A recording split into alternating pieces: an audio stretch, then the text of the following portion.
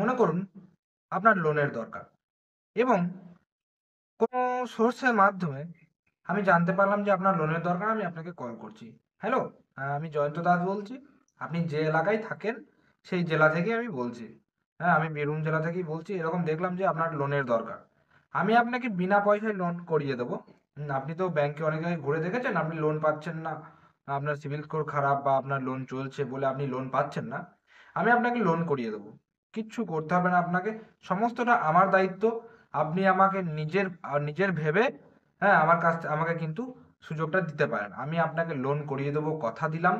কোনো রকম extra charge লাগবে না। ফ্রি অফ কস্টে আপনার লোন আমি করিয়ে দেবো। এরকম কথা বলে আপনাকে ভুলিয়ে নিচ্ছে। যেহেতু আপনার লোনের দরকার, আপনি তাই তার কথাই গলে যাচ্ছেন। যারা জালিয়াতি বা প্রতারণা করে তারা প্রথমত ফেস টু ফেস দেখা করতে কখনোই চাইবে না। যাই হোক, পয়েন্টে আসা যাক। ঘটনাটা কি ঘটছে? ঘটনা হচ্ছে এইরকমই, লোনের জালিয়াতি চলছে চারিদিকে। এটা নতুন পদ্ধতি বা নতুন পদ্ধতি অবলম্বন করেছে চোররা, সেই সমস্ত জানোয়াররা যারা মানুষকে মানুষ মনে করে না, বা যারা নিজেরা মানুষ নয় না। এরকম ঘটনা এখন চারিদিকে ঘটছে।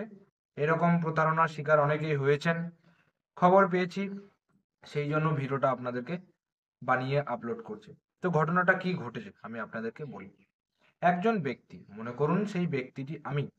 আমার লোনের দরকার, ঠিক আছে? আমার লোনের দরকার। আমি কোনো ফেসবুকে বা কোনো জায়গায় আমি পোস্ট করলাম যে এরকম, আমার নাম জয়ন্ত দাস, আমার আর্জেন্ট লোন দরকার। হ্যাঁ, 30,000 টাকা, 50,000 টাকা লোন দরকার। যেহেতু আমার লোন চলছে তাই আমি আর অন্য কোথাও লোন পাচ্ছি না। কোনো সহৃদয় ব্যক্তি যদি আমার লোনটি করিয়ে দেন তাহলে খুব উপকৃত হব। আমি চারা ঢালছি এইভাবে। বিপরীতে কি হচ্ছে? আমি লোন দিচ্ছি। আমার এই ক্যারেক্টারটা ভুলে যান। বিপরীতে হচ্ছে আমি লোন দিচ্ছি।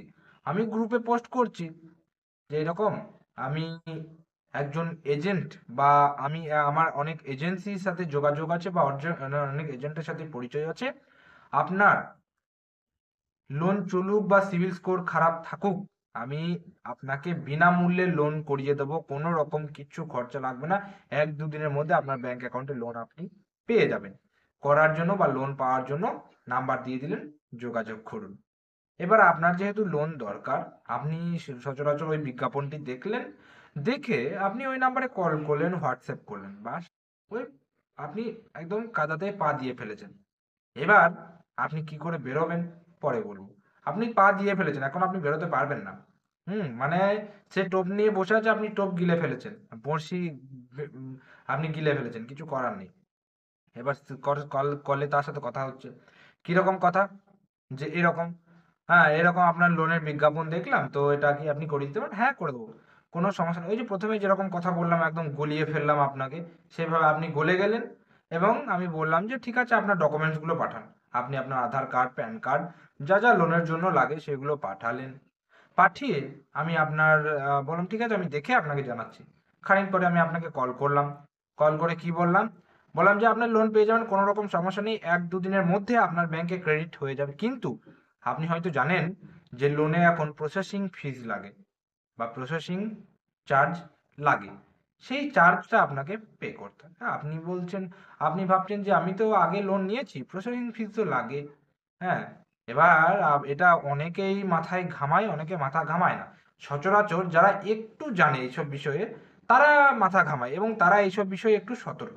তারা তখন বলবে যে আমি তো আরো লোন নিয়েছি, আমার প্রসেসিং ফিজ, জিএসটি, ইন্স্যুরেন্স সব তো ওই অ্যামাউন্ট থেকে কেটে বাকি অ্যামাউন্ট আমাকে দিয়ে দেয়। সেটা আপনি বলতে পারছেন না, কারণ আপনি জানেন না। আপনি শুধু লোন নেন, লোন রিপেমেন্ট করেন। কত কি ইন্টারেস্ট না ইন্টারেস্ট সেসব ব্যাপার আপনার কিছু জানা নেই। যদিও বা জানা থাকে, আপনি যখন বলবেন তখন বলবে সে এক অজুহাত তার কোনো না কোনো রেডি। যাই হোক, আপনি অ্যামাউন্টটা পে করবেন। খুব বড় অ্যামাউন্ট নয়, ছোটখাটো অ্যামাউন্ট। আপনার কাছে ছোট অ্যামাউন্ট, তার কাছে ছোট অ্যামাউন্ট। সে বললো দেখা গেলো 470 টাকা, 580 টাকা। আপনার কাছে ছোট অ্যামাউন্ট, তার কাছেও ছোট অ্যামাউন্ট। আপনি ভাবছেন এই টাকাটা প্রসেসিং ফি, এটা পে করা যেতেই পারে। একদম ঠিক তাই। আপনি ভাবছেন পে করা যেতেই পারে। আপনি একজন ব্যক্তি, আপনি ভাবছেন পে করা যেতেই পারে। এরকম বিজ্ঞপ্তি সে হাজার হাজার লোকের কাছে করছে বা পাঠাচ্ছে। তাহলে হাজার হাজার লোকের কাছেও কিন্তু সেম 580 টাকা মনে হবে তার কাছে। ও, প্রসেসিং ফিস লাগবে এই টাকাটা। আরে জালিয়াতি তো নয়, জালিয়াতি হলে বা ফ্রড হলে বা স্ক্যাম হলে অনেক টাকা চাইতো। ফাঁদগুলো কেমন ভাবে পাতে দেখুন, কম টাকা বলছে। আপনি ভাবছেন যে যদি জালিয়াতিই করতো বা যদি প্রতারণাই করতো, তাহলে তো আমার কাছে আরো বেশি টাকা বা 10,000 টাকা 20,000 টাকা আমার কমিশন লাগবে, 3,000 টাকা, আপনার 30,000 টাকা লোন করে দেবো, আমার 1% হিসেবে আমার 300 টাকা বা 3,000 টাকা আমার সেরকম কমিশন লাগবে, বলতেই পারতো। আপনি ভাবছেন এত কম বলছে, এটা জালিয়াতি হতে পারেই না। প্রসেসিং ফিস, আপনার কাছে প্রসেসিং ফি 580 টাকা কম, আরো 10,000 লোকের কাছে বা আরো 1,000 লোকের কাছে এই 580 টাকা কম। সে আপনাকে লোন দেওয়ার নাম করে আপনার কাছে কম প্রসেসিং টাকা নিয়ে, প্রসেসিং চার্জের নাম করে টাকা নিয়ে লাখ লাখ টাকা কামিয়ে নিচ্ছে ডেলি ডেলি। আর আপনি টাকা পাওয়ার আশায় বসে থাকছেন দিনের পর দিন। একদিন কেটে গেল, আপনি ভাবছেন 1-2 দিন বলেছে, 1-2 দিন যাক, তারপর না এলে কল করবো। একদিন পেরিয়ে গেল, 2 দিন পেরিয়ে গেল, কল করছেন, তারপরে আর তাকে আপনি কলে আর পাচ্ছেন না। আপনার নাম্বারটি ব্লক হয়ে গেছে, আপনি যাকে কল করছেন সেই নাম্বারেও পাচ্ছেন না, হোয়াটসঅ্যাপেও পাচ্ছেন না। এই হচ্ছে ঘটনা। তো সচরাচর প্রত্যেকটা জিনিসগুলোকে আপনাদেরকে গভীরভাবে কিন্তু চিন্তা ভাবনা করতে হবে।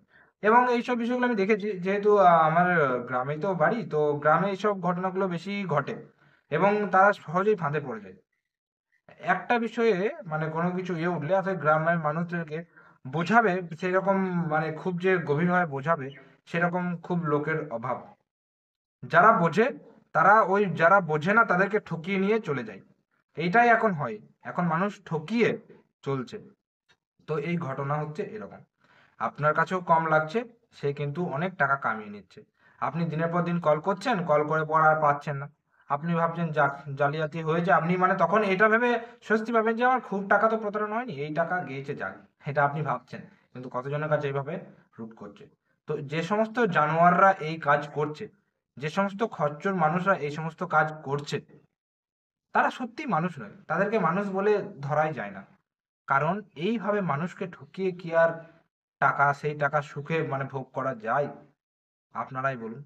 তাও আপনাদেরকে হাত জোর করে অনুরোধ করব, প্রত্যেকটা জিনিস যখন আপনার লোনের দরকার, আপনি আপনি বাজাজের লোন নিয়েছেন, ক্যাশ লোন, আপনি এইচডিবিতে গিয়ে দেখুন না, লোন তো পেতেও পারেন, আপনার সিবিল ভালো আছে, আপনি লোন পেতেই পারেন।